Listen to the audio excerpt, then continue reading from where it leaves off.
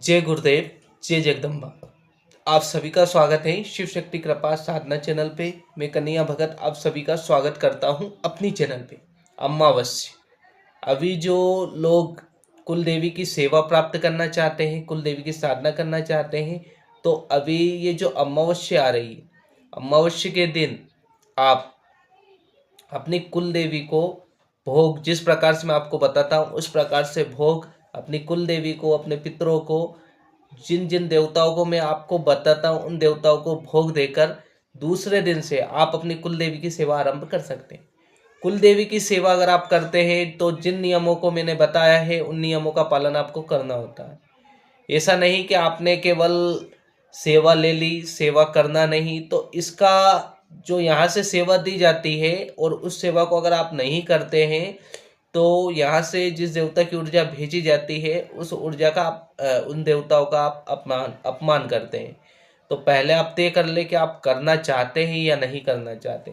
बहुत लोग क्या करते हैं, विधान प्राप्त कर लेते हैं कि हम विधान प्राप्त करके देखते हैं, लेकिन जो व्यक्ति विधान करता है, जो नियम से और संयम से चलता है इस मार्ग में, उसको अनुभव भी प्राप्त होते हैं और कृपा भी प्राप्त होती है।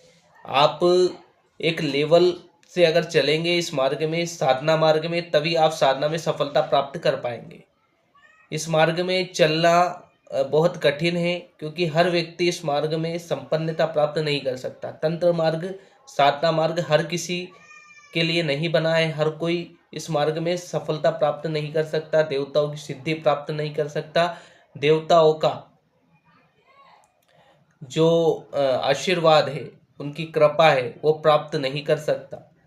क्योंकि बहुत लोग क्या है, मंत्र की सिद्धि के लिए आते हैं, मंत्र का जाप करते हैं, मंत्र सिद्ध हो गया, मंत्र को उस काम में लगा दिया, मंत्र की ऊर्जा खत्म कर ली, फिर कहते हैं कि हमें साधना में अनुभव नहीं होता।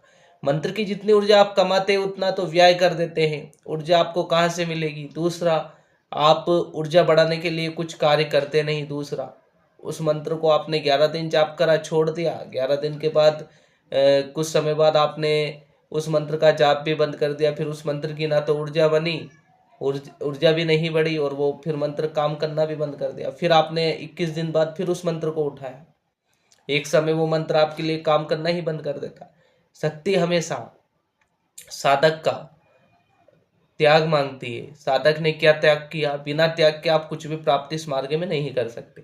आपको त्यागना पड़ेगा, आपको नींद का त्याग करना पड़ेगा, आपको भोजन का त्याग करना पड़ेगा, आपको घर का भी त्याग करना होता है सिद्धि के लिए, साधना के लिए। आप गृहस्थ में रहकर साधना सिद्धि नहीं कर सकते, ये भी आपको बता दो। मंत्र सिद्ध कर सकते हैं आप, देवताओं की सिद्धि करना बहुत अलग बात है और मंत्र सिद्ध करना अलग बात है। आज के समय में लोग क्या करते हैं कि इस साधना को किया, काम हो गया तो साधना सिद्ध हो गई, लेकिन मंत्र ने काम किया, उस देवता की जो ऊर्जा आपने कमाई उसने आपका काम कर दिया, आपका वर्क, आपका कार्य संपन्न हो गया, तो आपने सोच लिया कि साधना में हमें सिद्धि मिल गई। साधना में सिद्धि प्राप्त करना अलग बात है, अपने कार्य के लिए साधना करना अलग बात है। दोनों चीज़ें अलग हैं। साधना की सिद्धि कार्य के सफल होने से मायने नहीं रखती कि आपका कार्य हो गया तो साधना में आपको सफलता मिल गई। साधना बहुत अलग चीज़ है। जिन व्यक्ति ने अपने जीवन में गुरु के मार्गदर्शन में रहकर साधनाएं की है, साधना में सफलता प्राप्त की है, वो आपको बताएगा कि साधना में सफलता प्राप्त करना क्या है।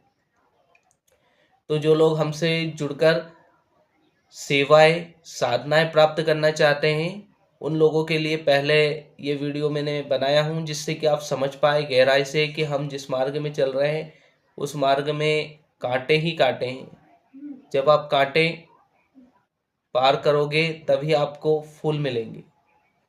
तो जो लोग हमसे जुड़कर करना चाहते हैं वो पहले त्याग करना सीखे, तब जाकर आप किसी भी देवी देवताओं की सेवा व साधना संपन्न कर पाएंगे, वो भी निर्विघ्न। बिना परीक्षा के किसी भी देवता की सेवा संपन्न नहीं होती। जब आप सेवा करते हैं तो उनके बीच में देवताओं की परीक्षाएं प्रारंभ होती है। जब आप 41 दिन या 90 दिन की जब सेवा उठाते हैं तो बीच में ही आपके जीवन में बाधाएं उत्पन्न हो जाती है, जिससे कि आप सेवा को अधूरा छोड़ें। और बहुत लोग 40 दिन की सेवा या 21 दिन की सेवा संपन्न कर ही नहीं पाते, उनके जीवन में विघ्न ही इतने आ जाते हैं। तो जो भी लोग हमसे सेवा प्राप्त करना चाहते हैं वह पूर्ण रूप से सेवा करे, समर्पण भाव से करे और जीवन में त्याग करते हुए करे। जय गुरुदेव, जय जगदम्बा।